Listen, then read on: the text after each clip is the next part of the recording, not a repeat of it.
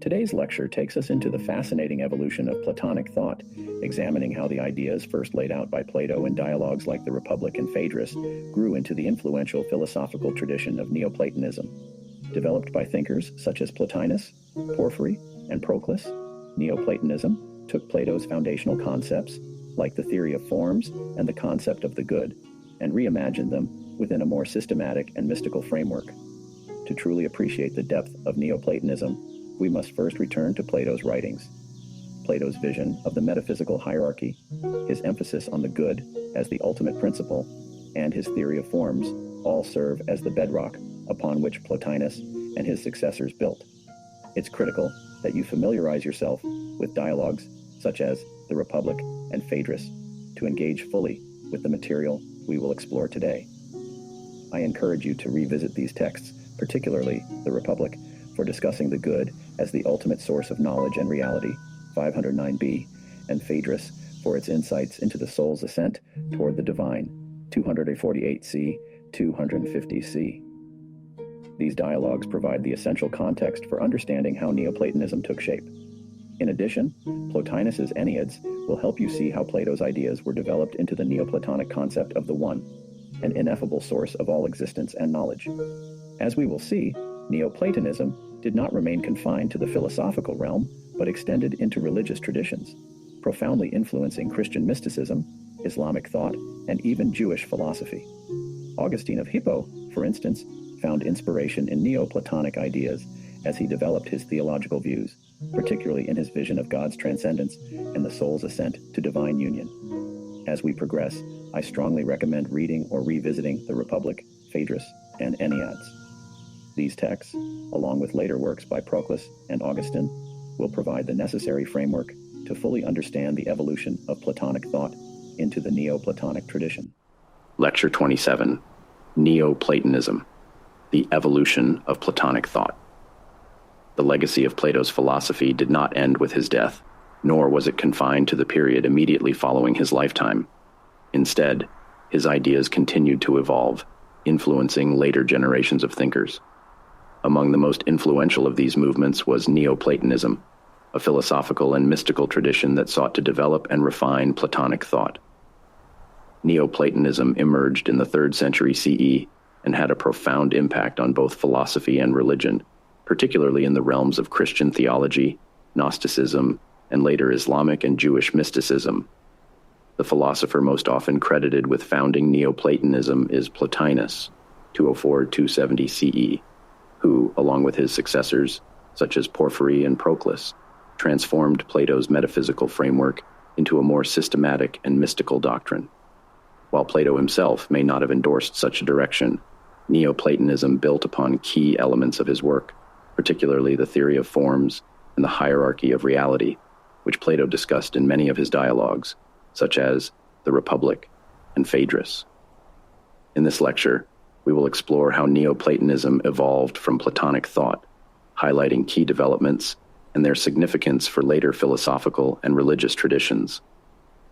We will examine how Plotinus's reimagining of Plato's ideas provided a pathway for later intellectual movements and discuss its lasting influence, particularly in Christian and Islamic mysticism. Platonic roots of Neoplatonism. To understand the development of Neoplatonism, we must first grasp the central themes of Plato's philosophy that became the foundation for this later tradition. Plato's theory of forms is perhaps the most important of these. In dialogues such as the Republic, Plato describes forms as abstract, perfect entities that exist independently of the physical world. The forms are unchanging and eternal, whereas the material world is subject to change and decay. Plato introduces this idea in his famous Allegory of the Cave, Republic, 514a, 520a, where he contrasts the illusory world of shadows with the higher reality of the forms. This metaphysical distinction between the world of becoming, the sensory world, and the world of being, the world of forms, laid the groundwork for later Neoplatonic thought. For Plato, the forms represent the highest form of knowledge and are accessible only to the philosopher, who has trained his mind to see beyond the physical world and understand the eternal truths of existence. Republic, 518 CD. In addition to the theory of forms, Plato's emphasis on the one or the good as the highest principle in the universe profoundly influenced Neoplatonic thinkers. In the Republic, 509b, Plato equates the good with the sun, suggesting that just as the sun illuminates and makes vision possible, the good illuminates the intellect, making knowledge and understanding possible. This idea that the good is the source of all being and knowledge would later be developed into the central concept of Neoplatonism, the one, Plotinus, and the systematization of Plato's thought. The central figure in the development of Neoplatonism is Plotinus, whose Enneads represent the fullest articulation of Neoplatonic philosophy. Although Plotinus was deeply influenced by Plato, his system is not merely a restatement of Plato's ideas, but a significant development of them. One of Plotinus's most significant contributions was his reworking of Plato's idea of the good into the concept of the one, an all-encompassing, ineffable principle that transcends even the forms. In Plotinus's metaphysical system, the one is the source of all existence and is beyond thought and being. The one overflows or emanates to produce the rest of reality, including the forms, the world soul, and the material world. This process of emanation is hierarchical, with the one at the top and the material world at the bottom. For Plotinus, the goal of human life is to ascend back toward the one through contemplation and purification of the soul, echoing Plato's emphasis on the philosopher's ascent to the good in Phaedrus, 248c, 250c. One key difference between Plato and Plotinus is the latter's emphasis on mysticism and the possibility of direct union with the one. While Plato often discusses knowledge and the forms in terms of intellectual understanding, Plotinus adds a mystical dimension, suggesting that the highest form of knowledge is not intellectual, but experiential, an immediate ecstatic union with the one. This idea is best captured in Plotinus's description of the soul's return to its source in Ennead 6:9, where he speaks of the soul's ascent to the one as a form of mystical union that transcends ordinary knowledge and experience. The influence of Neoplatonism on religion. The mystical and hierarchical nature of Neoplatonism made it particularly attractive to religious thinkers, especially within the context of late antiquity, when philosophical and religious traditions often intersected. One of the key ways in which Neoplatonism influenced later thought was through its integration into early Christian theology. Church fathers such as Augustine of Hippo were profoundly influenced by Neoplatonism, particularly its emphasis on the transcendence of God, the immaterial nature of the soul, and the hierarchical structure of reality. In his Confessions, Augustine describes his early encounter with Neoplatonism and how it helped him to overcome the materialism of his earlier Manichaean beliefs. Neoplatonism's concept of the one, which Augustine identified with the Christian God, offered a way of understanding God's transcendence and the soul's relationship to the divine. Augustine's adaptation of Neoplatonism can be seen in his idea of the visio Dei, the direct vision of God that is the ultimate goal of the Christian life.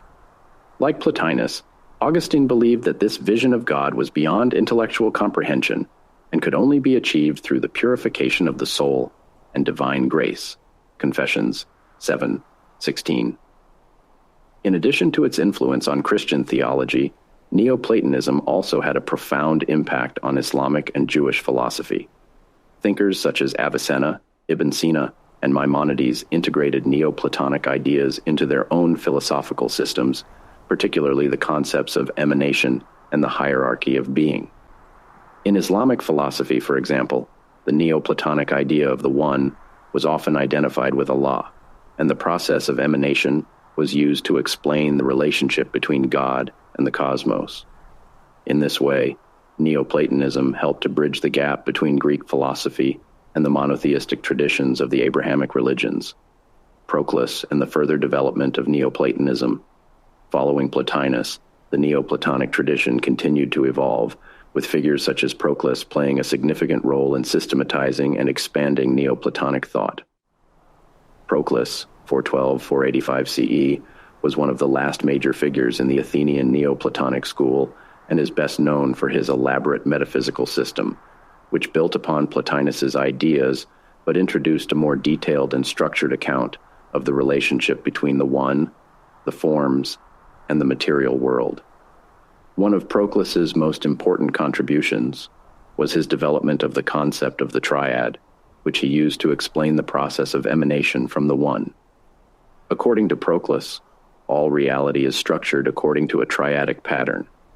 The one first emanates into the level of the forms, which then emanate into the world soul, and finally into the material world. This triadic structure reflects the unity, multiplicity, and return to unity that characterizes the Neoplatonic worldview. Proclus's influence was not limited to philosophy. His ideas also had a significant impact on later Christian mysticism, particularly in the works of Pseudo-Dionysius the Areopagite, who adapted Proclus's triadic metaphysics into a Christian framework.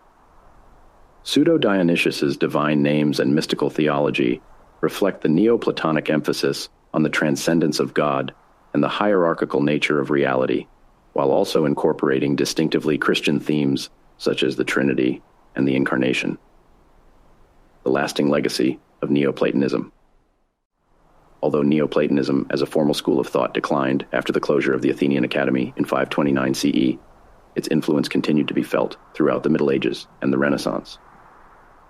In the Middle Ages, Neoplatonic ideas were integrated into the scholastic philosophy of figures such as Thomas Aquinas, who sought to reconcile Aristotelian and Neoplatonic thought within a Christian framework.